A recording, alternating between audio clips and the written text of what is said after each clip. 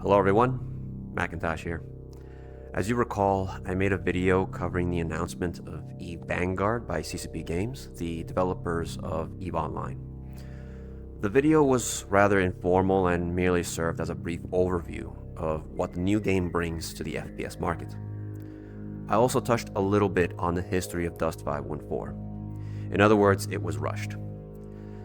This warrants a more formal video showcasing old gameplay footage of Dust 514 and how it compares to EVE Vanguard as presented during the 2023 keynote. For the sake of being as clear as possible to the viewer and so that new players coming into EVE Vanguard can know what to expect once the game releases, I will be reading from a script. I will also be utilizing visuals from publicly available trailers posted by CCP Games, but for the most part, you can still play this video in the background, as this will be mostly me talking, although the visuals do help with getting the point across. Before we proceed, we need to first inform you of two things that you might encounter as an EVE Vanguard player entering New Eden for the first time. Oftentimes, you will run into a lot of terminology or jargon that seem alien to you in a first-person shooter setting. But those terms can easily be cleared up with simple explanations from veteran players who are in the know, especially EVE Online players. So to get started, here are just two important things to remember. Corporations exist all throughout EVE Online. Think of them as guilds like you see in World of Warcraft, but highly structured with roles like director, accountant, auditor, factory manager, station manager, etc. A corporation only needs one player to exist and manage it on paper, but it needs the concerted effort of multiple players in order to function as an effective and profitable corporation. They can also band together with other corporations to form an alliance, while multiple alliances can band together to form a coalition. Coalitions can see thousands of players operating in concert with one another to achieve a common goal, whether that be in conquering territory for resources or building effective fortifications and massive fleets for grand battles. This is where players thrive at the social level because it develops a sense of kinship among the members as they work together.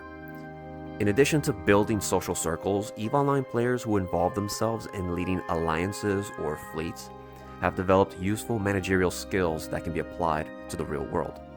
It's up to you if you want to believe that last bit or not. The second thing to remember are the rules of New Eden. They are few and very simple. 1. Harden the fuck up.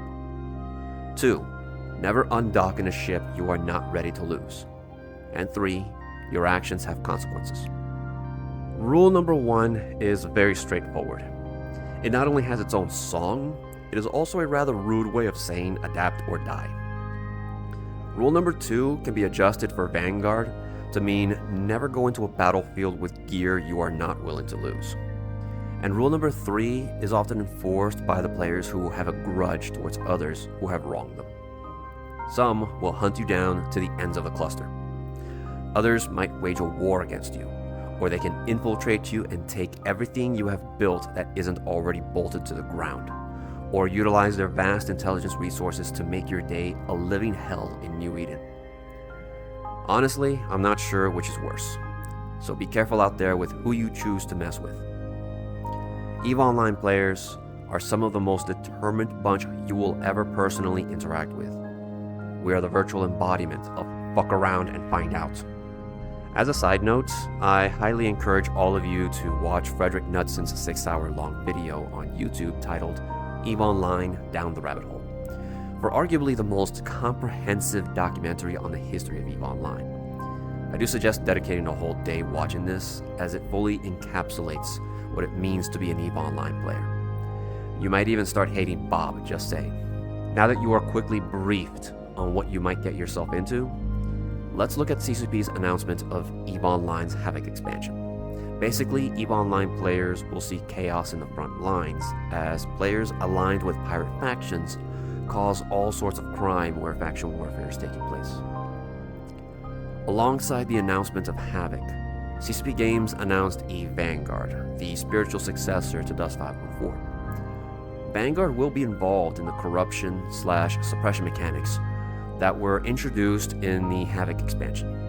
The First Strike event, as so called by CCP Games, allowed all EVE Online players with an active Omega subscription a chance to play the new game for a few days. The event ran from the 7th of December 2023 through the 11th. It is important to remember that this is not the official release of the new game. It likely only served as a formal benchmark for CCP Games to determine how ready New Eden really is for Vanguard. This will be the first time in 8 years that CCP has become this committed to a first-person shooter. The big difference now is that EVE Online players will be involved. There have already been 2 publicly known stress tests ahead of the First Strike event, but no information surfaced as to what the gameplay was like during those tests. We can only go by what CCP has officially posted on social media or Discord. Anyone who was part of the tests were put under strict NDA or non-disclosure agreements.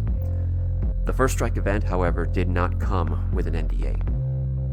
So, any gameplay footage you see of me playing EVE Vanguard will be the First Strike event footage or previously posted footage by CCP Games in their press kit. But this is not going to be a review of the game. That will be for another day. Again, this will serve more as a formal introduction to the world of EVE Online and New Eden. Dust 514 was released back in 2013 with the idea of implementing a massively multiplayer online first-person shooter connected directly to EVE Online via faction warfare. Dust players were introduced to the fitting mechanics for the drop suits that were similar to the fitting mechanics of EVE Online. It also provided an experience of what it was like to operate as a corporation member or an alliance of corporations fighting for control of resources. This has helped console players discover EVE Online and the world it offers. Sadly, its development was marred with mismanagement early in its life. CCP Rattati was given control of the helm later on. Dust 514 then finally saw improvements, but it was too late as the PlayStation 3 was entering the end of its life cycle, and it had no ports to the PC. Dust 514 was officially shut down in 2016. The only remaining traces of the impact made by Dust players were the bonus effects that remained in the faction systems and EVE Online kill mails. Since then, there were several other attempts by CCP Games to revive Dust 514 in one form or another. Project Legion and Project Nova were the most infamously known projects. Project Legion was announced just shortly before Dust 514 shut down, in what will be remembered as the Rouge Wedding, so named after the person who made the announcement on stage, CCP Rouge.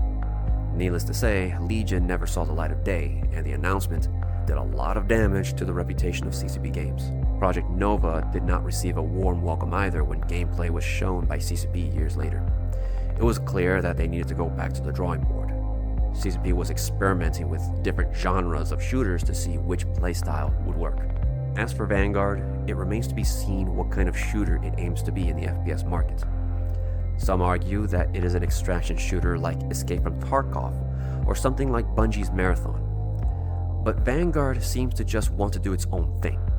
CCP clearly does not want to compete with these games, although Bungie did not appear to give CCP a choice with Marathon. Moving on. Now that you've been briefed on what happened to Dust 514, it will be important to understand the lore behind these games, because it will help you understand why EVE Vanguard and EVE Online are the way they are. It's one thing to understand the concept of corporations and the general rules of New Eden, but it's a different experience to see how the four empires, the infamous pirate factions, and the various technologies came to be and how they will shape you as a player.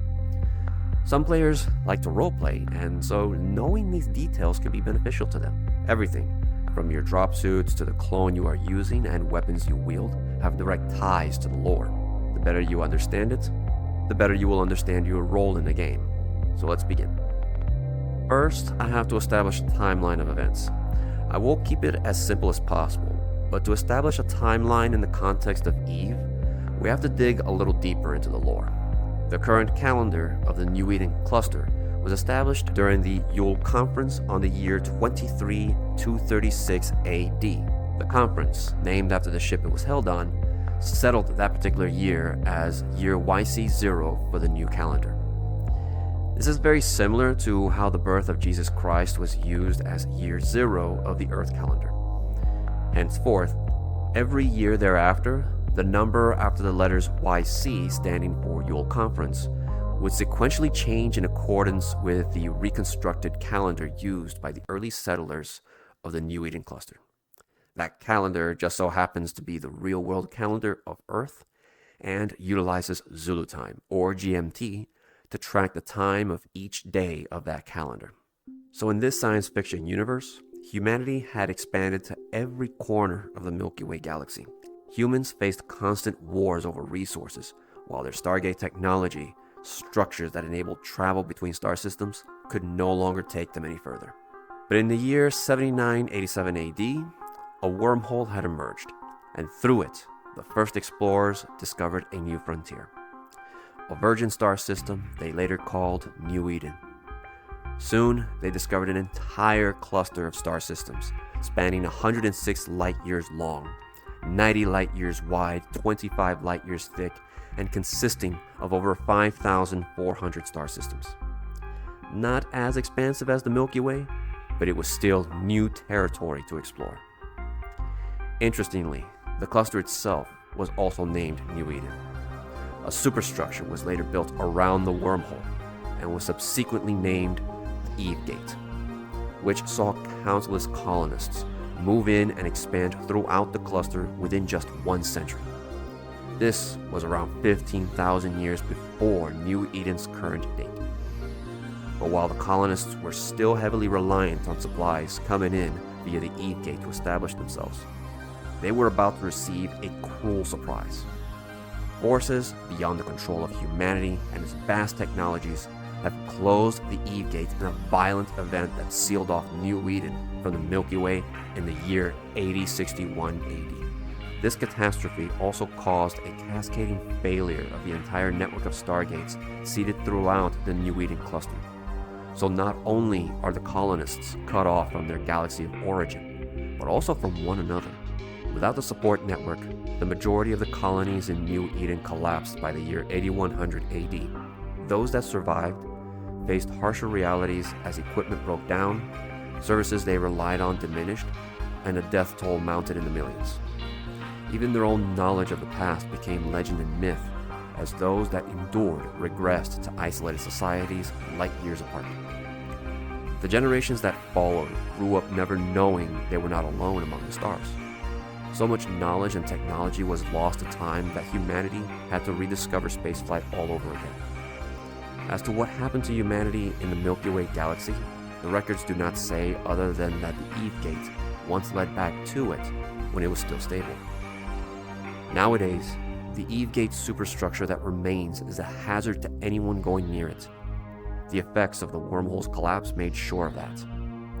For the next 8,100 plus years, humanity was once again in the Dark Ages in a cluster so detached from the Milky Way that New Eden became all that they knew. Eventually, humanity rediscovered spaceflight, and consequently, each other. The Amar Empire, a religious society devout to their god and reliant on slave labor, were among the first to rediscover spaceflight. Around the year 21423 AD, they discovered multiple worlds with human inhabitants. But in 22355 AD, the Amar ran into the Minmatar. Limited in their technology, with leadership similar to that of a military junta, the Minmatar were seen by the Amar as brutes that need to be tamed as part of their belief in reclamation. This action left the then Minmatar Empire in shambles as the Amar started conquering them world by world. It was not until the year 23216 AD that the Minmatar would be able to muster its first resistance. While the Minmatar has rebuilt itself since then as a republic-ish society, they still fight until every single Matari is free from the shackles of Amar slavery. Some of the nobility in Amar benefit from using implants that grant them long life, and thus it is not outside the realm of possibility that some may be old enough to have been around to witness the first Minmatar rebellion. The Amar follow a design philosophy of making their fleet of ships look ornate with gold patterns while employing laser-focused weaponry and heavy armor for defenses. Most Amarian ships still retain their pointed or beak-like fronts, although the colors will vary from house to house within Amar society, such as the House of Tashmerkin or House Kador. Such ships need lots of energy to power their weapons and onboard repair systems, which means they can easily be defeated by draining their energy reserves using energy neutralizer or Nosferatu modules employed by enemy ships. As for the Mimitar, their technology is often joked as being made of rusty scrap metal held together by duct tape and hope, but most do not underestimate their reliability and flexibility.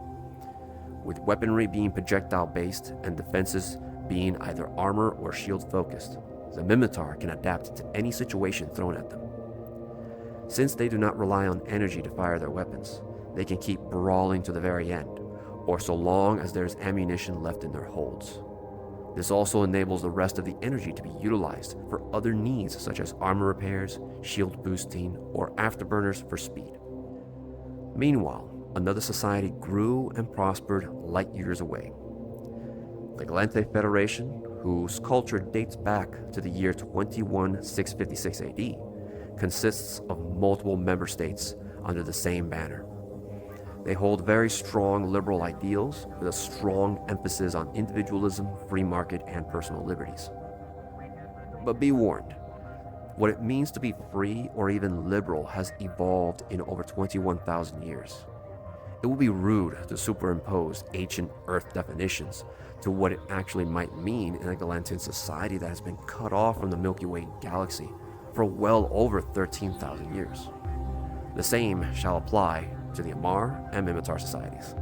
Going back to the Gallente Federation, one state among them had a different ideology that clashed with Gallente ideals, the Caldari, with its roots dating back to 17453 AD, consisting of a confederacy of megacorporations run like some kind of fiefdom, believing in loyalty to the corporation, family, and state, were in direct conflict with the ideals of the Federation. Eventually, the Caldari broke off and forged their own path in New Eden, but not without igniting a war in 155 AD that would tear the Federation and the state apart for almost a whole century.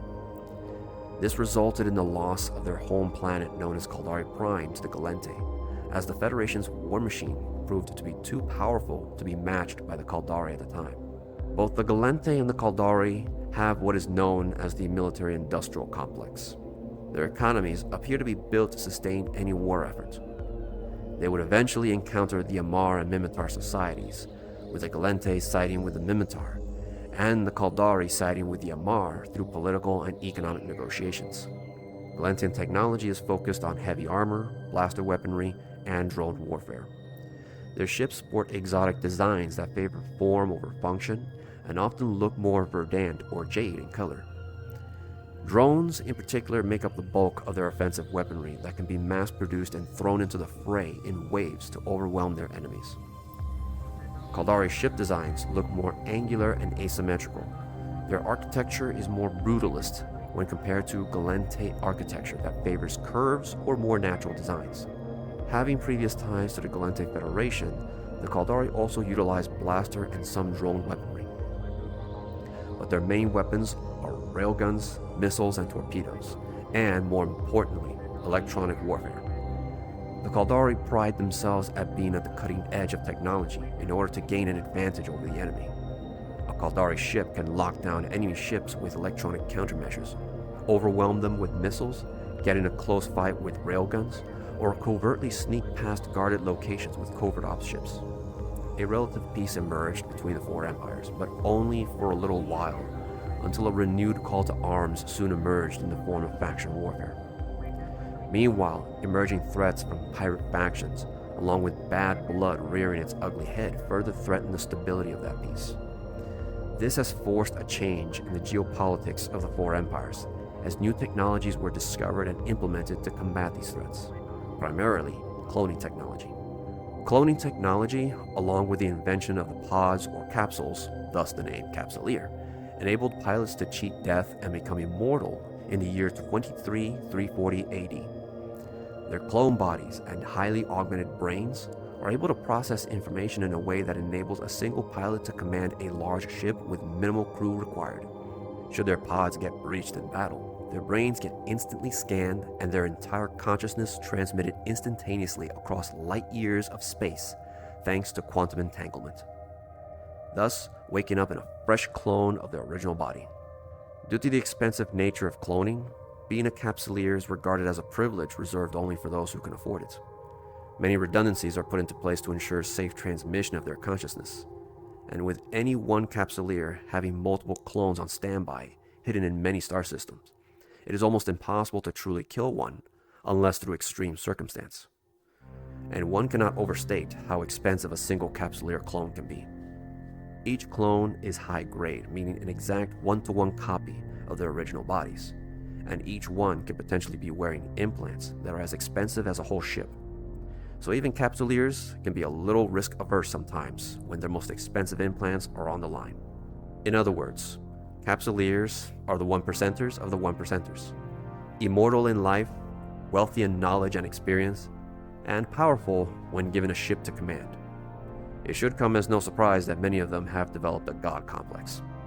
But even the capsuleers will soon see similar technology fall into the hands of ground troops that would later be called war clones. While the technology is not as high grade as that of capsuleer cloning technology, war clones do not need a pod or capsule to cheat death. Their bodies are cheaply grown using biomass material, and their brains are wired differently from that of capsuleer brains. Therefore, capsuleers and war clones are incompatible with one another. But there are downsides to being a war clone. Their bodies can only last about 5 years at the most, as they were made to be disposable.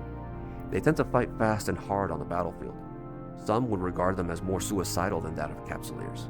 A single war clone can die as often as a dozen times in a single battle, and still not be fazed by the experience of dying in violent ways. But due to the neural makeup of a war clone's brain, their personalities get warped over time. Sooner or later, a single war clone will lose its sense of self after years of being zapped from one clone body to another. That's because, for the sake of efficient transmission of the mind, the implants only transmit key information to the fresh clone body and leave behind the rest to die with a damaged clone. A little bit of yourself literally dies each time you die in the battlefield. Alright, so this is a post-production edit, and I'm just letting you know that there is an error that I committed when describing the differences between capsuleers and war clones. I will go into detail in the next video that corrects this. So, anyways, back to the video. While not in battle, your consciousness, or what's left of it, is stored digitally in the corporate databanks held throughout New Eden. It's not clear what goes on inside those databanks, but it's clear that it's a pretty messed up life to have. As for the equipment employed by these immortal soldiers, they mimicked the design philosophy of the empires they fought for. Amarian war clones with laser rifles and scrambler pistols, Caldari clones with railguns, bolt pistols, and swarm launchers, Galente with plasma-based rifles, shotguns, and plasma cannons, and the Mimitar with old-school battle rifles, Gatling guns, and submachine guns. These weapons were so powerful, they required processing power and energy from the drop suits worn by the soldiers to function properly. Most were so destructive to the local environment that the user would be cooked alive without the protections offered by the complex interwoven suits that fit their bodies. The vehicles, mainly of Caldari and Galente origin, consisted of light assault vehicles, heavy assault vehicles, drop ships, and other assets deployed via an autonomous drone delivery system that came from their war barge high up in orbit that can deliver clones plus assets for any planetary invasion. These war barges would be as small as a freighter, comparable in size to the Bowhead, or as large as the Erebus-class Titan in EVE Online. To put their size into perspective, the Bowhead would be about the size of a whole district at 3 kilometers long, while a Titan would be about the size of the city of Manhattan in New York at 15 kilometers long. War machines built to conquer. Often referred to as dust bunnies or dust mercenaries, they were an effective fighting force employed by all 4 empires to take on any threat to their interests. Stronger than any normal soldier, often to frightening levels with the benefit of immortality and rebirth. But it was not to last, as perception of these troops shifted, resulting in a purge wherever these clones existed. The lore behind this purge explains why the empires took such drastic action. But the purge was not permanent. Pirate factions, corporations, and even clandestine agents of the empires still used them. And now they're making a comeback. While the technology behind them has been iterated upon over the years, their core function as immortal soldiers has remained the same.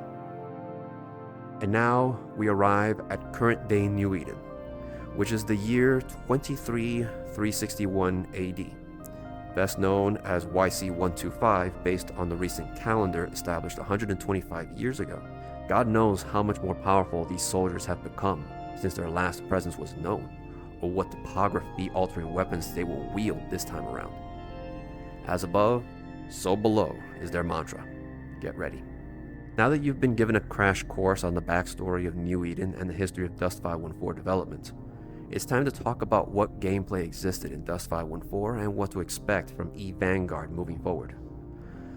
For Dust 514, there's a lot to talk about in regards to the gameplay it offered back in its day. Frederick covered the history of Dust 514 in his 6-hour-long video, EVE Online, Down the Rabbit Hole. Once again, I encourage you to watch that video if you want to know the full history of that game and its gameplay. As I said before, Dust attempted to be a free-to-play MMO first-person shooter with similar connections to EVE Online. The connection was rather limited, and so was its scope when compared to the level of connectivity and scope Vanguard aims to be. Instead, it focused on 12 versus 12 team-based engagements, pitting corporations against corporations, fighting for control of districts and production. It also emulated many of the social aspects of EVE Online through the use of corporation mechanics and voice chats. As a result, a similar level of kinship was developed among the players as EVE Online has for the past 20 years.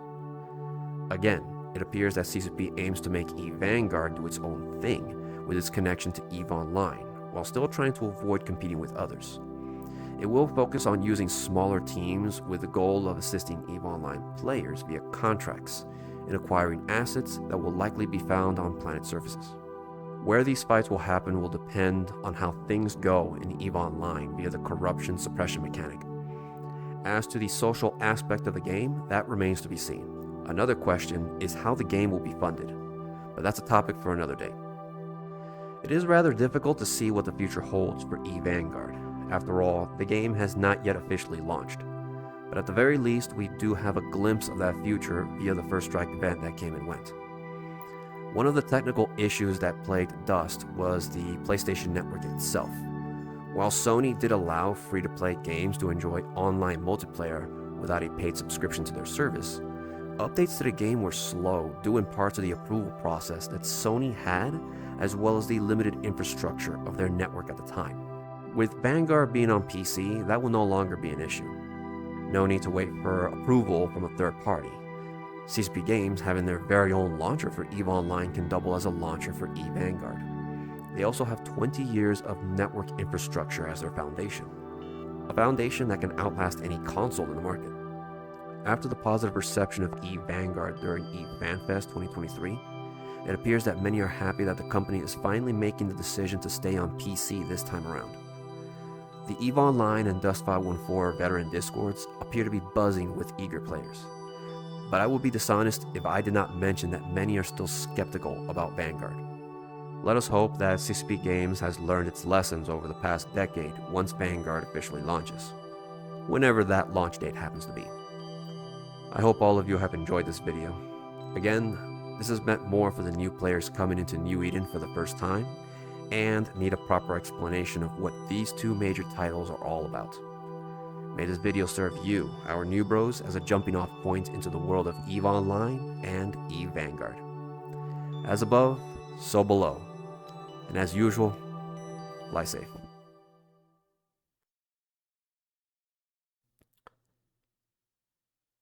This is the first time I've ever done a collaboration with other people during the making of this video. While I did make the rough draft for the script, I needed outside help. The people involved contributed critical information and recommendations that improved the script vastly more than I had imagined. Without their input, this script would have been an absolute mess and possibly an embarrassment for me and all involved. Thank you guys so much for helping me put this together. As for the video portion, which included cuts from official trailers and old gameplay footage, that was all me without their input. I do prefer retaining some creative freedoms. I hope you like how it came out.